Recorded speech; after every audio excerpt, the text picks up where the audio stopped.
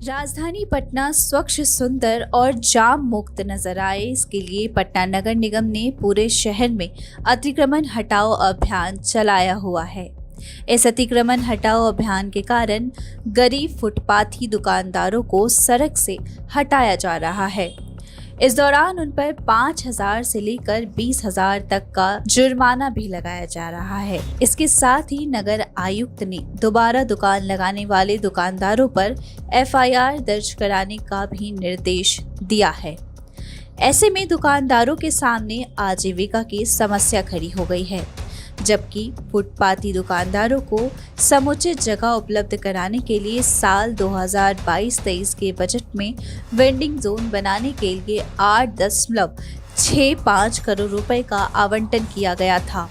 Vending zone के लिए कुछ जगहों को चिन्हित भी किया गया, लेकिन आज तक दुकानदारों को उन स्थानों पर दुकान आवंटित नहीं हुई। ऐसे में बिना वेंडिंग जोन या वैकल्पिक व्यवस्था किए इन दुकानदारों को हटाए जाने पर दुकानदारों का क्या कहना है, देखिए हमारी इस खास ग्राउंड रिपोर्ट में। 3-4 दिन पहले जो हम लोगों को बोले कि रोड छोड़ के किनार में लगाना है, साफ़ सुथरा रखना है, और यही सब बोले कि एक ही लाइन लगाना है। तो सब किनारे किनारे उसी तरह सब लगल था। फिर वही के बाद 2 दिन बाद जो है वो लोग आकर के सबके पकड़ के फाइन उन काटे लगे। कितना का फाइन कटा? हमारा 1500 का फाइन कटाया, और 1500 का फाइन काटा। फिर जो है फिर परसों काटा शायद, फिर कल जो है नहीं आया। और फिर आज आकर के सब जो वहाँ पर वो घेरे लगे, आगे जा कर के सब भाग रहा था अपना, कहे इसकी घेरे के बाद जब भागने लगा सब, तो सब के DCP से पकड़ के तोड़ के गाड़ी में लाद दिया। हमरे वही ठेला के जगह तोड़ के गाड़ी में लाद लिया, और उसके बाद जो है बर्तन सब सामान सब नीचे उतरवा दिया। बाद में देखे कि वो सब फेंक फाक दिया लोग। किस चीज़ की आपकी दुकान है? छोला भटूरा की दुकान है। आपको जो हाथ में चोट लगी है, कैसे लगी? वो पुलिस मारा है, नगम निगम वाला। ठेला लेकर के हम लोग साइड कर रहे थे, लेकर के हट रहे थे। वो लोग आता है, मारता है, पीटता है, और बाद वो लोग चलान भी करता है। इसलिए हम लोग फिर सोचे कि भाग जाते हैं।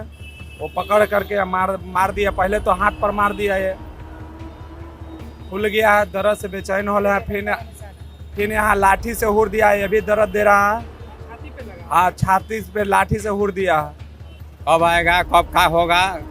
किसी का ठेला भगदड़ मचा जाता है, किसी का ठेला उलट जाता है, कोई के तेल गिर जाता है, कोई के हाथ गोड़ जल जाता है। हम लोग मैंने बहुत परेशान है। टाइम भी दिया गया था आप लोग को? कोई टाइम नहीं, कब आएगा कोई गारंटी नहीं है। टाइम के दबाते मत कीजिए। मारपीट करने लगती है? मारपीट वो करता है, प्लस में गाली गलौज भी करता है। अब केकरा से हम लोग गरीब आदमी कहाँ जाए बताइए।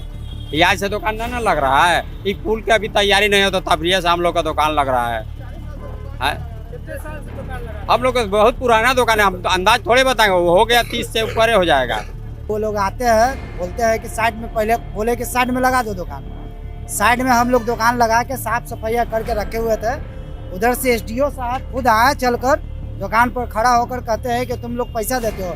हम लोग बोले पैसा किसी को नहीं देते हैं, हम लोग को अपने नहीं बचता है तो हम आप लोग को कहाँ से देंगे पैसा। इतना सा बात बोले। उसके बाद बोला कि ठेला सब रहने दो, ठेला को नहीं हटाना, ठेला सब यहीं रहेगा। फिर उधर बुलडोजर वाले को बोला कि सब ठेला एक लाइन से जुड़ दो। हमने ठेला लेके भागने थे, ठेला पकड़ लिया, पकड़ के सारा सामान उतरवा दिया, ठेला चुड़ने लगा। देखिए बोर्ड पे डंटा उंटा मारा, फिर भी जान बचाकर अपना ठेला हमने निकाल लिया। कम से कम 20-25 को ठेला यहाँ पर चुड़ दिया। सबका सब्जी रोड पर बिक गया, अर्तन बर्तन सब बिगा गया और सबको मरबो किया है। गाली भी, मैंने गाली भी देता है, रे माधवचोद ठेला पर हटाओ, हट ठेला पर हट माधवचोद, इस तरह से गाली बात से भी बोलता है। हम लोग यहाँ कमाने के लिए बैठे हुए, किसी के गाली सुनने के लिए बैठे हुए हैं। ठेला टूट गया है? ठेला टूट गया है तो फिर बनाने अभी गया है, दूसरा के ठेला पे सामान अभी रख के बेच रहे हैं। अभी ऐसे नगर निगम कर रही, तो ऐसे में कैसे दुकान लगा पा रहे हैं? दुकान नहीं लगा पा रहे हैं, हटा रहे हैं, लगा रहे हैं, मार खा के लगा रहे हैं, ऊपर से गाली भी बक रहे हैं। नोटिस दिया गया था आप लोगों को? नोटिस नहीं दिया गया था, 1 बार 1 आया था। और कोई जगह देने की बात कही गई? नहीं, कहीं नहीं किया गया है। अच्छा, कितना असर पड़ रहा है आपके असर पड़ रहा है, वही 25-30 हज़ार के धक्का आज लगा है। नाश्ता पानी का दुकान है। अब हम लोग ऐसे ही रोड पर लगाते हैं, आते हैं, भागते हैं, फाइन देते हैं। हमारा खर्च इसी तरह अच्छा खींच रहे हैं। कोई हम लोग का देखने वाला नहीं है, कोई मतलब हम लोग का नेता पेता यहाँ पर कोई नहीं है। हम लोग अपने ही दुकानदार हैं। क्या मांग करेंगे सरकार से? हम मांग करेंगे यही सरकार से कि हमको एक लाइन का जीने खाने का व्यवस्था दे दिया जाए। और कहता है कि चोरी कीजिए, लेकिन यहाँ ठेला मत लगाइए। तो हम लोग कहाँ जाए? चोरी पॉकेटमारी करे? ये बात कौन कहता है? उन्हीं लोग का सब चमचा लोग कहता है कि यहाँ से हटाओ, नहीं तो जाओ, जो करना है करो, चोरी करो, पॉकेटमारी करो, क्या करना है, यहाँ ठेला नहीं लगाएगा। इस तरह के क्यों बोलेगा?